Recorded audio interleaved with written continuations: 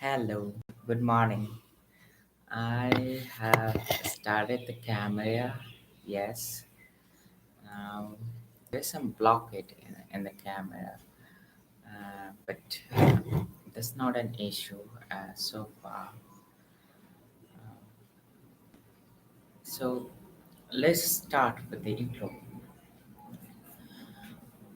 I had coined this idea that I will um, read one of my very favorite books 10 minutes a day, and as I can see, the book is about 12 hours, so it will take um, roughly 72 days. And after that, I will explain for 20 minutes. This is one of my a very personal projects. I was prescribed um, by my counselor or therapist that I start a healthy habit um, to preserve my inner calm, and and this is what I came up with. So I will start with reading the book. The book I am reading is one of my very favorite books. Um, I think in Fast and Slow by Daniel Kahneman. So Um, I will start a timer of 10 minutes because I will read the book only 10 minutes.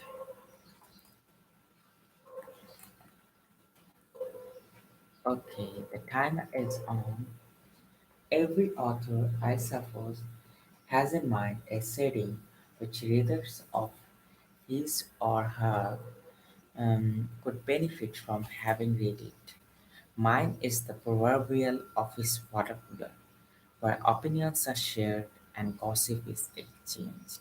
I have to enrich the vocabulary that people use when they talk about the judgments and choice of others, the company's new policies or colleagues' investment decisions. Why we concerned with gossip?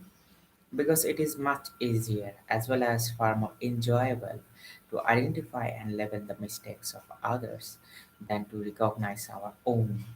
Questioning what we believe and want is difficult at the best of times and especially difficult when you most need to do it. But we can benefit from the informed opinions of others. Many of us spontaneously anticipate how friends and colleagues will evaluate our choices. The quality and content of these anticipated judgments therefore matters. The expectation of intelligent gossip is a powerful motive for serious self-criticism, more powerful than newer resolutions to improve one's decision making at work and at home. To be a good diagnostician, a physician needs to acquire a large set of labels for diseases, each of which binds an idea of the illness and its symptoms, possible antecedents and causes, possible developments and consequences, and possible interventions to cure or mitigate the illness. Learning medicine consists in part of learning the language of medicine. A deeper understanding of judgments and choices also requires a richer vocabulary than is available in everyday language. The hope for informed gossip is that there are distinctive patterns in the errors people make. Systemic errors are known as biases and they recur predictably in particular circumstances. When the handsome and confident speaker bounds onto the stage, for example, you can anticipate that the audience will judge his comments more favorably than he deserves. The ability of a diagnostic label for this bias, the halo effect, makes it easier to anticipate, recognize, and understand.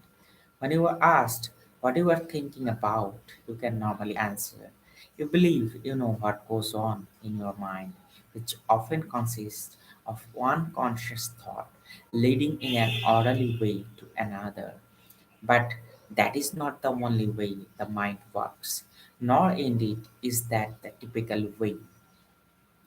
Most impressions and thoughts arise in your conscious experience without you knowing how they got there.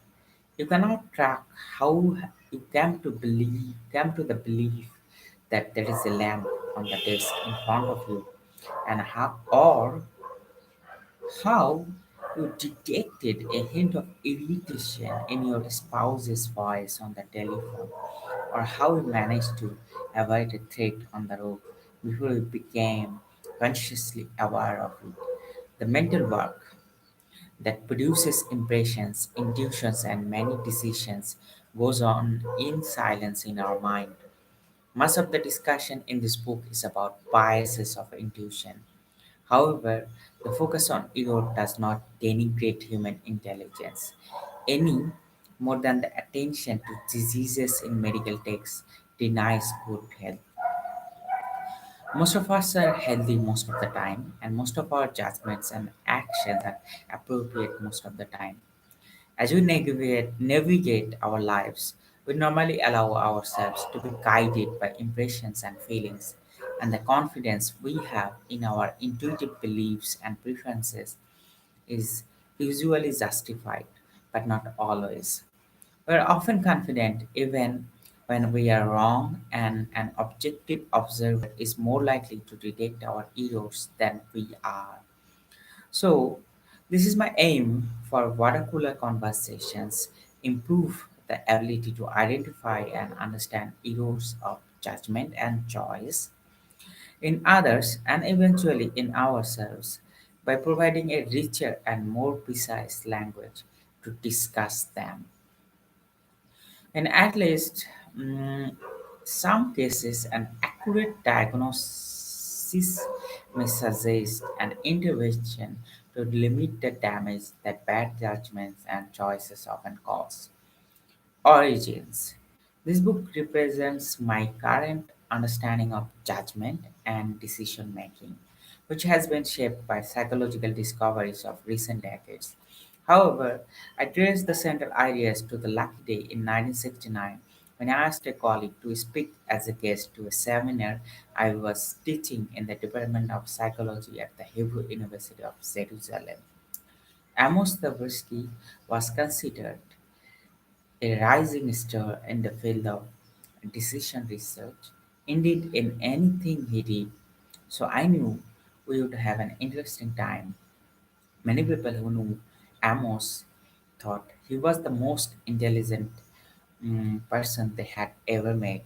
He was brilliant, valuable, and charismatic. He was also blessed with a perfect memory for jokes and an exceptional ability to use them to make a point.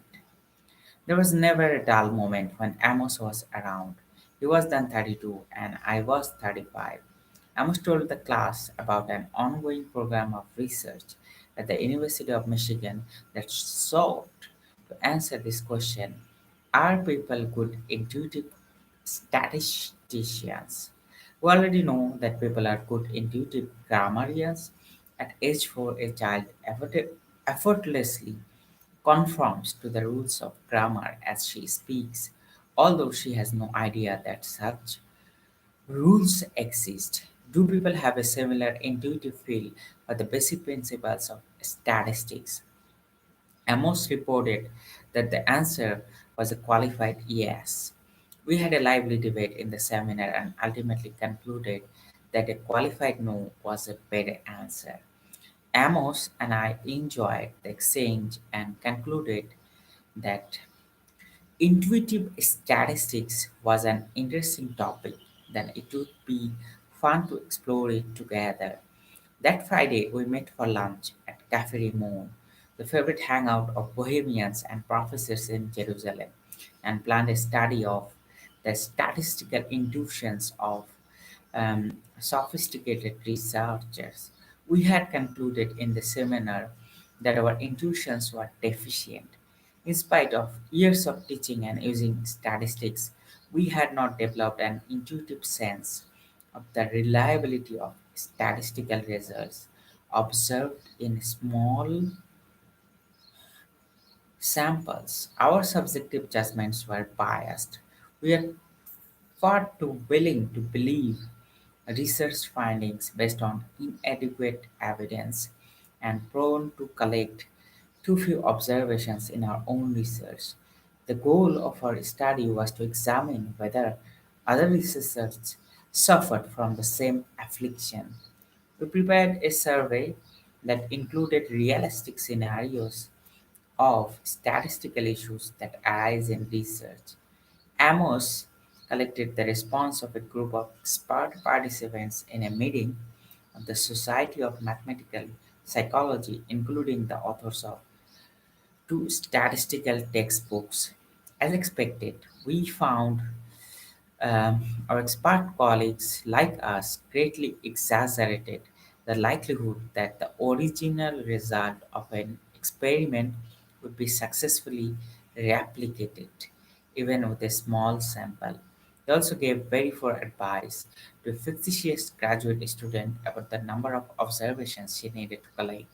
Even statisticians were not good intuitive and statisticians.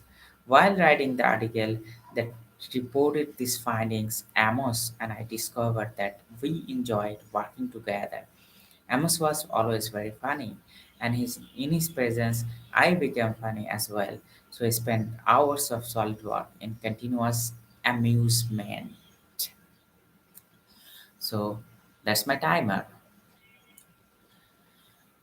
And yes, I have finished the reading, and the reason I have picked this book, these days I have been doing a lot of inner work. I have been trying to understand what goes on within, and this book is a glossary of mind's habit pattern. I mean, I will um, explain it more in more detail, like um, there is an interconnection between our thoughts, emotions, ideas, judgment, belief system, and the reason I am reading this again and again, I guess I have read this book quite a few times. I have been um, trying to make a glossary of my beliefs and what I believe and why I believe that. What was the underlying clue behind? And um, my beliefs and values, where I have picked them from. And um, this is the book actually describes a lot of minds having habit pattern, like how we pick our values subconsciously, and like a lot of thing goes on about intuition, like um, intuition is generally like what comes into mind without any hesitation.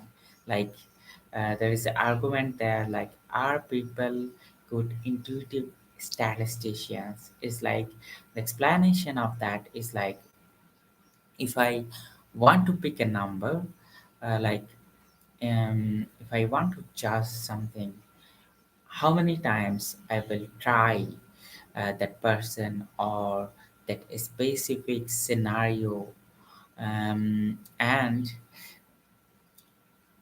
can I do that intuitively?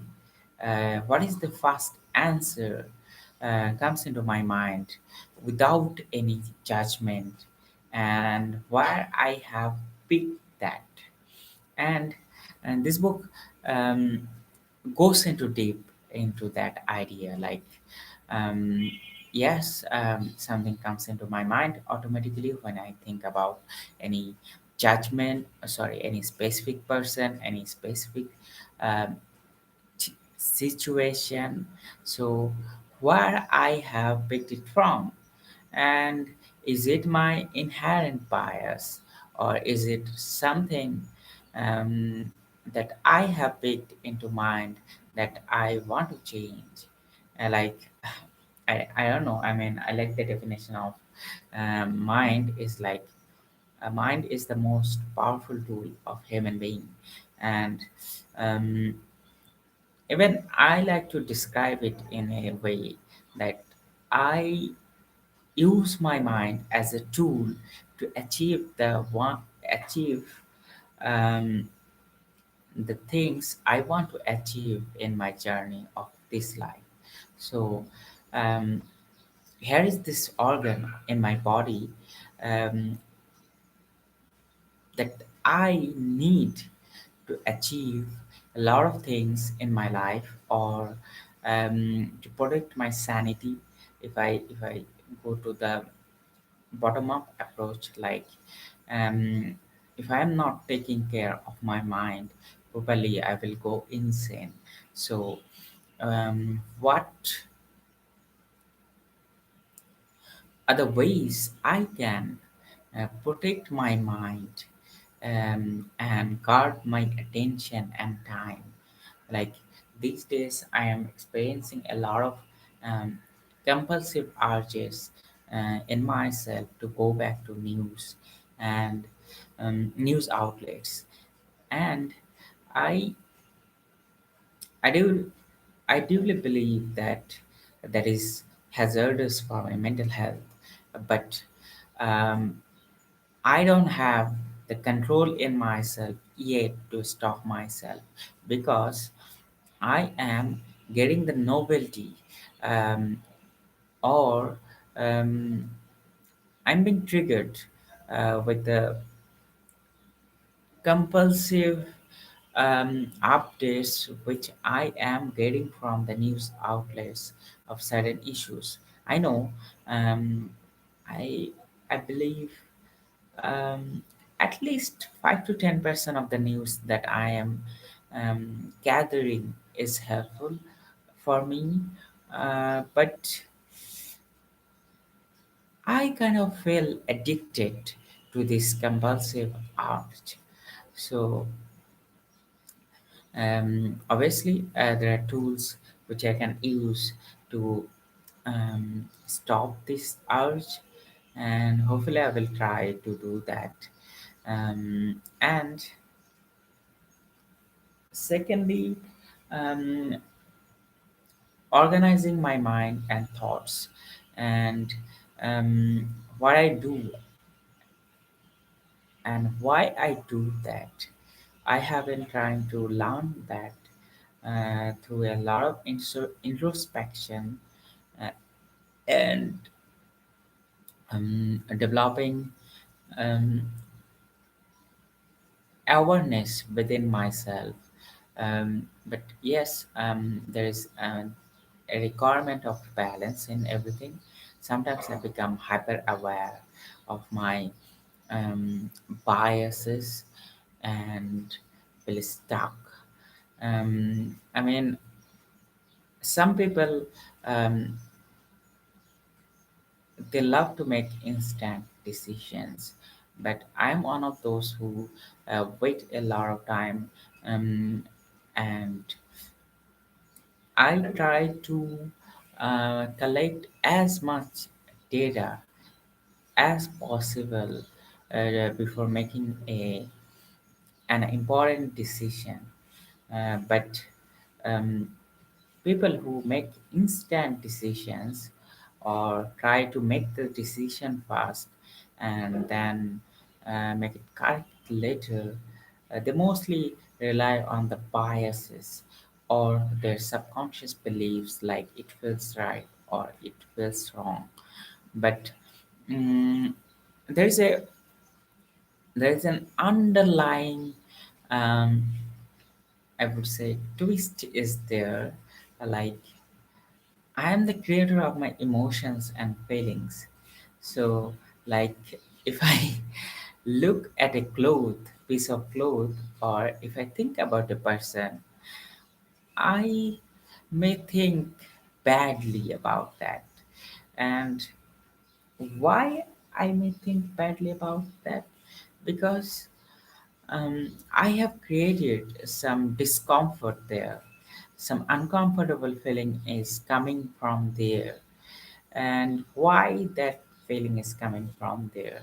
Like, I read somewhere, like asking why again and again, asking why again and again, um, takes us to the root of our belief that some person or some clothing is not good for us, is giving us the feeling of discomfort, and why we are not feeling comfortable with that. Everyone has their own comfort levels. It's not like generalized. I mean, standardization is important for everything, but a lot of places I am against standardization, and like in terms of comfort level, like which we're not habituated to, we might feel bad about that incident, that person, like um, specific person was having a bad day, probably misbehaved with us at one point on a given day, and we might have formed a judgment about that person, and we may stop, I mean, interacting with that person, but that may be um, the scenario of only one day. That person may have changed completely over the years, or that situation or that incident that created that bad mood in that person was only temporary. I mean, mm, but we have this memory, these emotions with that person, and as I can introspect, or as I can understand from my own experiences, that emotions are the end products of any past experience. So if I look back in my life or in my career, or people I'm connected with, I uh, think like, what is the feeling that is coming through? Yes, there is a, I mean, I was reading yesterday, like, there is a logical truth, there is an emotional truth. Like, how do I feel about this person? Secondly, um, what this person is actually um, is like. I mean, I might have bad emotion about this person, but is it true? Like, is there a truth between emotion and logic? Sorry, is there an interconnection between emotion and logic? Like, I have bad emotions for something, but is it really necessary for that specific thing, people, event, or anything else? And so these are the things I have been trying to understand one day at a time. And this will take a lot of work, a lot of inner work. And I'm not trying to share or discuss about anything in the outer world. I am sharing everything about what goes on in our inner worlds. Like, I strongly believe that Yes, we are influenced by society, everything, information we gather, but um, ultimately, at the end of the day, we construct our inner world, like the information we have grasped. We actually construct the reality from there, like this is hostile, this is friendly, or these are the things I should keep in touch with. These are the things I have to avoid. So um, I have been trying to understand um, these things from last, I think, few years, and take a deeper understanding insight from of those things. And um, I I think the highest level of knowledge is like implementing it in my day-to-day life, like the degrees I have, or um, the academic degrees or piece of papers that I have earned, they are not my value. The value is the knowledge I have acquired, how have implemented in my real life. I mean, those piece of papers or everything, they are not the value that I have gathered um, attending to these institutions or through schooling or through reading books.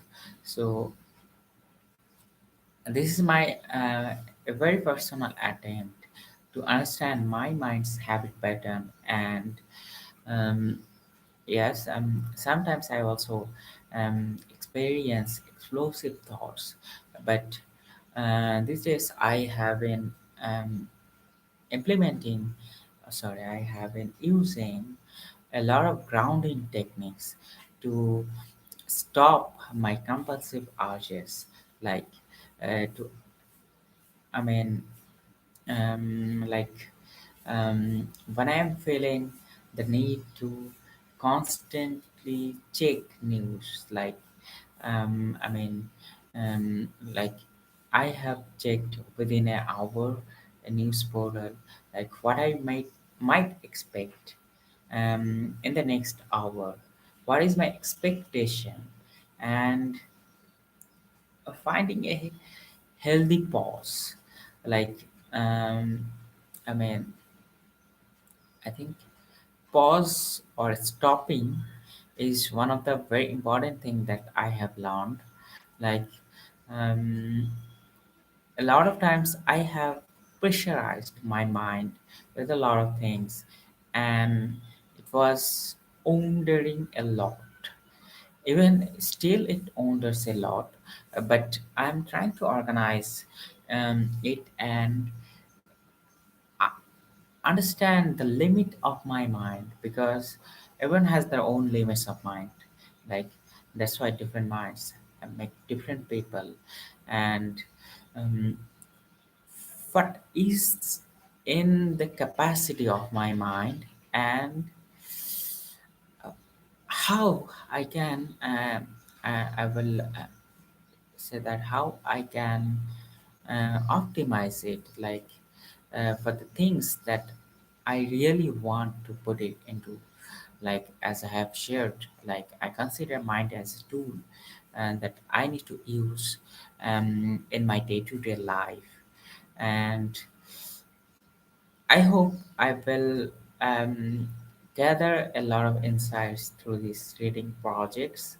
And the idea I I have, like I've seen a lot of people read books within very short time, but I read a book for a long time to grasp the concepts. But I read that again and again for a long time.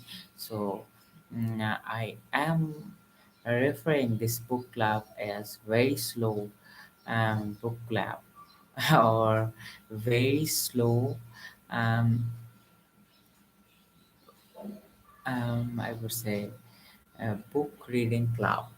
So who are slow learners like me are very welcome in this book club. I will read for 10 minutes at the book I'm reading, thinking fast and slow, and I will try to give explanations from my own life experience.